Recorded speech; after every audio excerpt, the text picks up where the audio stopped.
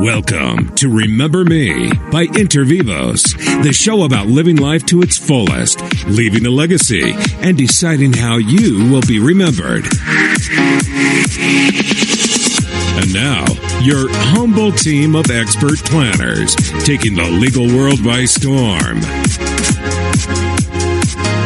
Hi, welcome to Remember Me, the show where we talk about leaving a legacy and deciding how you'll be remembered. We're here in the studio, and we're talking today about kind of a continuation from what we talked about last week, which is, leaving a legacy for generation after generation. A lot of times we consider, what would we do to be able to leave a legacy of money and to leave value and assets from generation to generation. And, that's a lot of what we talked about last week. But a legacy consists of a lot of things. And, some of the most powerful families and, individuals in history and in our society have been able to maintain that power within the family or within, their organization for years and years and years, because not only did they leave money, but they left, relationships and connections and the values behind what they were doing, right? Right. I was just thinking about that. I used to be involved with the community theater. It was this little tiny one out in Linden, and the family had been doing theater. They were in that for years, decades. And that theater they had the longest running play, continuous play. It had been running like 28 years before they actually closed the theater, and it's no longer running. But that family has a really good relationship with a lot of people, and it's not just theater people. It's it's consumers with local shops and local businesses and things like that. And that family still has influence because of the name. They have influence and they know each other, and it's something that's like a little family. But I'm thinking about that. How is that going to continue if the family doesn't keep it going? They talk about when you're born, the legacy that all of us receive, right? And it's a theme that they touch on in movies and that sort of thing. But the legacy that every single one of us pretty much get is we get a name, and we get a heritage of our ancestry and genealogy, genealogy. But that's kind of just built in when we come here, right? Right. And so a lot of times, we focus in on the name and what that means. What does it mean to be, a black? And, what does that mean for who you should be, or what privileges you have access to in society, or, that sort of thing. That's really interesting, I think, to explore. It's been the subject of, literature and all kinds of stuff over the years. It's funny because, as we were just talking, I was thinking about A Knight's Tale. Yeah. And he was a Thatcher. He was going to be a Thatcher. He was pawned off into a knight, and he was his squire at the time, and he wanted to change his stars. And how did he change that? He actually he got some good breaks, but he also worked towards it. But it made his family proud that he could actually do that, and his name now is not tied just to that. He changed his name for a little while, but then at the very end, he came out and he was shown, I can't remember his first name, but Thatcher. And he was, born in this hometown and all this kind of stuff. It was really kind of cool. And then it brought the whole town together because, somebody could do it. And then what does it do for a family, for your future generations and all the people that are somehow connected to you? It's not just your kids, but their kids, and then also your nieces and nephews and everything else. When somebody breaks the mold and right. They become famous or they become, whatever, then all of a sudden the name means something that maybe it never meant before. But it's a new legacy, a new heritage that you're right. leaving, right? And the question is, will that be perpetuated, or is that something that's just going to be, the high point of your family, and then everybody talks about it, but it never becomes part of who they are. Right. And I think that's the challenge too, because people now, when they say that when people win the lottery, there's all of a sudden they have a lot of friends show up, right? And the same thing with people being famous. When or some kind of something like that comes up, it's some kind of notoriety that shows, happens to them. All of a sudden, they've got family that they're so proud of them. We always knew you could make it. Always knew this, always knew that. But then, where do they go after the notoriety wears off? How do you pass those? How do you pass those relationships on? How do you pass those things on and perpetuate them and make it so it's not just with you? How do you keep it with everybody? With your family, with your kids, with your grandkids, great grandkids. There's a trend, and it's gotten pretty big lately with Ancestry and what's the DNA one? Ancestry.com. No, 23andMe. Yeah, 23andMe. I've never heard of that one. There's a whole bunch of these different companies now that they focus on helping you to understand your genealogy through DNA testing and that sort of thing. And I think a big part of why it's taken off so much is that people really do want to know, what background did they come from, and maybe it means nothing to you except the significance that you put on it for yourself. Right. But a lot of people who receive their reports now know, well, my ancestors came from, and what does that mean for me, right? Right. And it helps to inform our identity.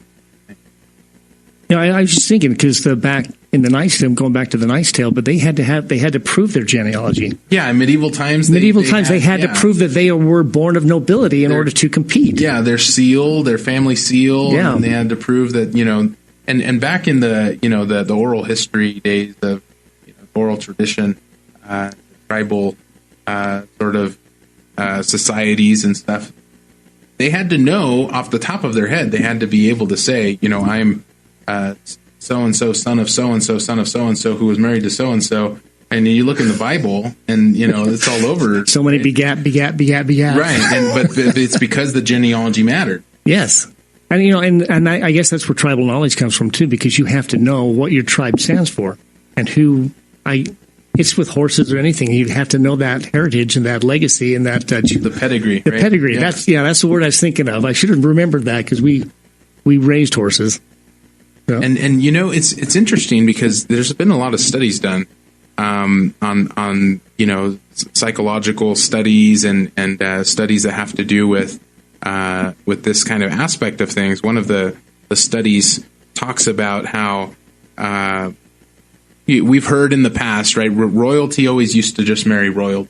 Right. Well, it started causing a problem when it started getting a little bit. The gene pool was getting a little bit. Yeah, the gene pool, right, is a little shallow.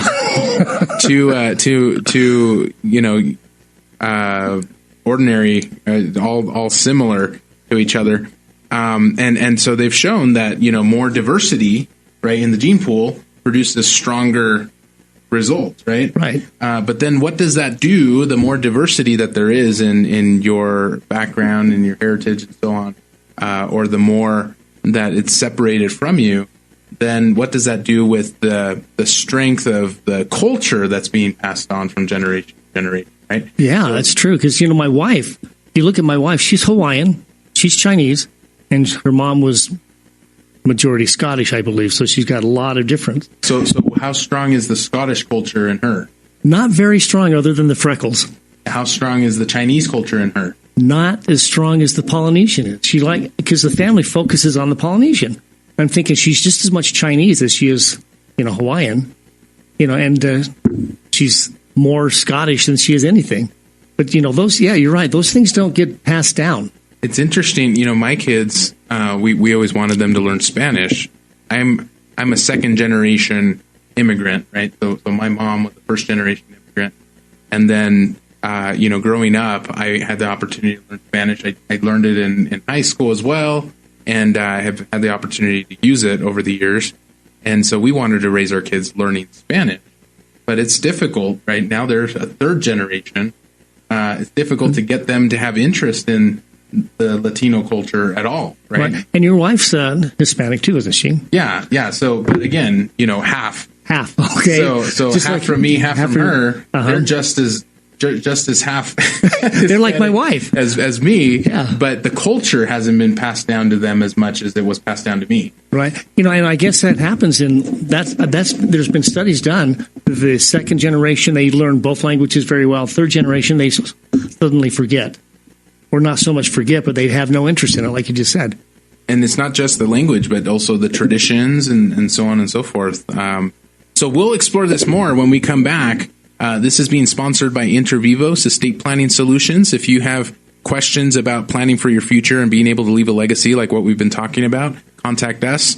801-477-1570, 801-477-1570. We'll be back after the break. We'll be back in just a second talking about leaving a legacy and deciding how you'll be remembered. Thanks for listening in to Remember Me. Yeah, and I think when we come back, we're going to be talking about things like, the culture. I like the culture because, that's important in my family because my wife, she started some traditions that she had when she was a kid, and now we're trying to pass those down to our kids. So those kinds of things I think are going to be something we can explore.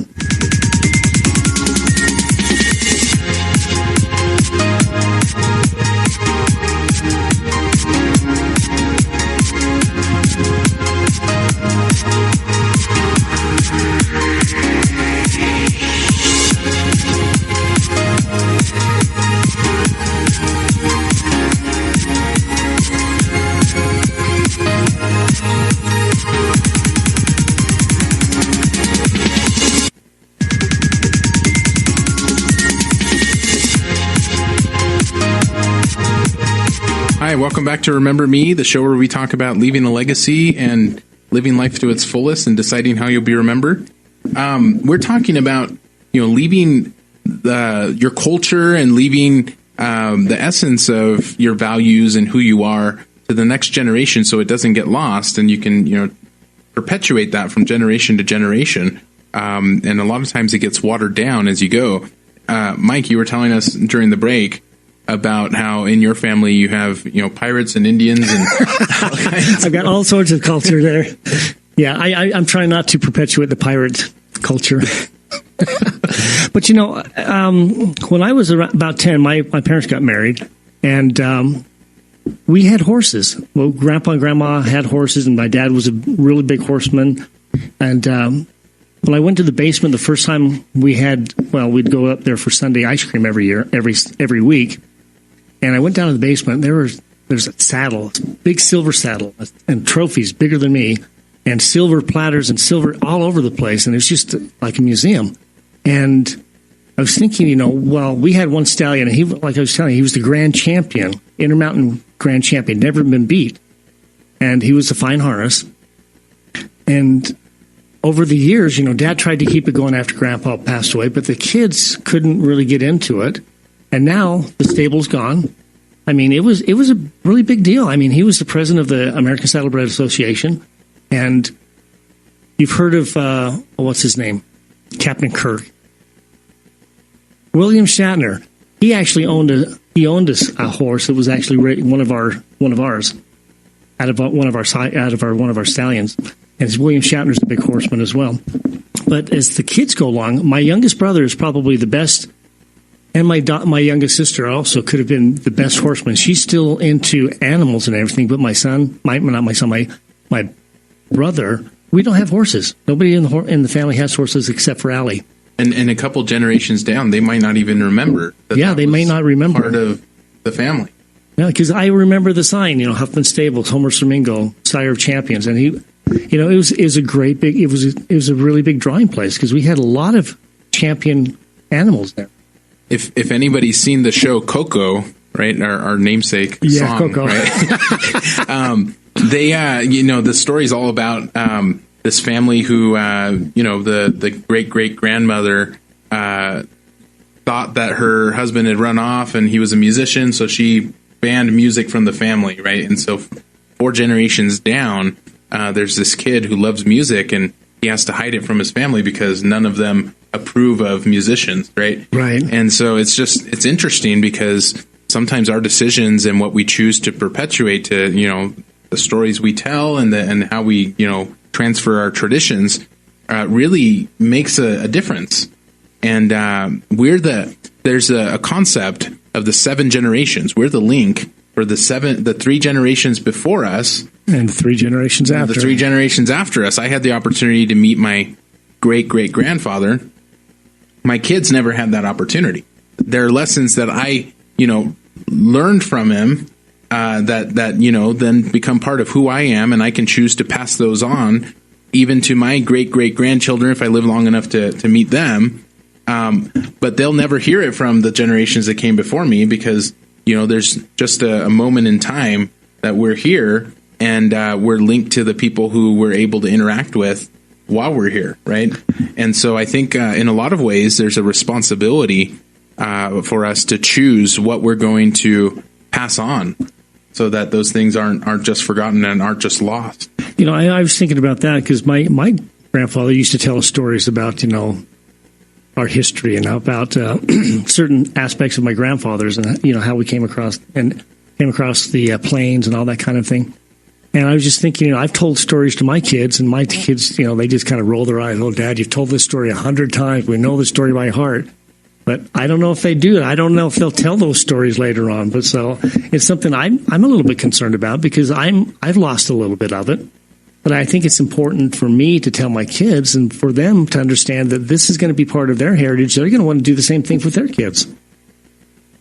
I remember growing up, and I've only been to El Salvador, where my mom's from, once. But I remember wanting to go to see, where was it that they lived. And I always heard these stories about, what it was like. Oh yeah, that would during be the really Civil interesting. War and all this stuff that they escaped from. But then being there and being able to have the context of it, means more. And so the families that have this strong tradition of passing down, who was it that came before and what did they do and where did they come from and, why did they do what they do, right? It's not just about telling the stories, but also giving the context, because the story without the expression of values and the context to put it in doesn't explain why decisions were made, right? Right. I think that's the important thing, having the context. Going back to the Coco story, that whole decision was made on a fallacy because it wasn't the person she thought was that, he didn't leave her. He was killed. Well, and the context, a lot of times, we have the tendency of people who, they look into their genealogy, they find out that their great-great-grandfather was a horse thief or whatever. Oh, we don't talk about that guy anymore, right? But once you know the context, then a lot of times those things are explained away, right? I remember I was talking with somebody not too long ago that they were saying that they had a relative who was in the German army during World War II. Mm-hmm. They didn't know that they were part of the German army, but they found out after Grandpa passed away. Oh, he was on that side of the war, right? We knew he served in World War II. We found out he was on that side, right? But understanding the context of history, it's not necessarily something to be ashamed of. It's just something to understand. And for him, he may not have had a choice. Exactly. And given those circumstances, you see all these movies about the good people like Schindler's List and things like that, where they knew they could get in trouble. They knew they could be, a life-threatening incident, but they still did it anyway. And I know that happened on that side because there's a lot of good people. A lot of good people serve. If you never talk about it, if it becomes taboo, then you don't hear the stories about. I mean, all these stories that we hear, even you see them in the movies also, of the German soldiers who looked the other way, even though they knew that somebody was hiding somewhere. But what about those stories? Well, I got one of those stories, too, because there's a kid when I was younger. His dad was actually slated to go to Auschwitz. And he told him he was Mormon, and then they said, okay, you don't have to go. He was a newly convert, and that was one of those soldiers that just looked the other way, let him go. And he told that story in church one day, and I thought, it didn't mean anything to me when I was 11 years old, but thinking about it later on, it means a lot. And then, once you know the context and in this situation, the I don't even remember who it was I was talking with that told me about their ancestor that was in World War II. But they were so disillusioned with the war that's why they immigrated, right? Mm-hmm. So that's a big part of their family's story is why they even came to the United States. Well, it was because the war was so horrible and everything that, they wanted to get away. Mm-hmm. And then he became an entrepreneur and everything else once he was over here. And it's just, that's a rich part of their history that never really got communicated because maybe it was something that they were ashamed of, or maybe it was something that they didn't want to talk about. And so, what really the powerful families that really perpetuate and kind of transfer this this culture from generation to generation and keep it within the family. It's not about just transferring the assets, but it's also about transferring the relationships and the the name recognition and the connections that you build over time. There was a study done actually talking about, the poverty class focuses most on relationships, but they focus on the relationships in the sense of what is somebody doing for me, right? Right. And, who owes me favors kind of, right? And then you go up into the kind of middle class, and what they value the most is education, right? Right. When you get into the upper middle class and upper class, then really, that's when the money, the focus begins being money, right? A lot more. Right. But when you get into the ultra wealthy, it goes right back to relationships and the favors that you have, and the credibility and the connections that you have, because you can make one call and it can totally change. You can get something that's priceless by making a phone call that you could never get with any amount of money. Right. And I think it also, when they get to that point, they start thinking of who can I influence, who can I help, and who can I serve. It's about the influence. It's about the influence. More than, yeah. And then that's just lost if there's no transfer of those relationships or of that those values. Yeah, and the understanding behind it of the influence, right? It's one thing to know, well, Dad used to know, let's say President Trump, right? Well, Dad used to know President Trump, and they were on speaking terms. Great. What about now, right? Yep. What about now? And so really finding a way to transfer those connections, relationships, and also the family stories and values and so on and so forth. That's what we'll explore more next week. So join us next week. We'll have a special guest. This is Remember Me, where we talk about leaving a legacy and deciding how you'll be remembered, sponsored by Intervivos, and we'll talk to you soon.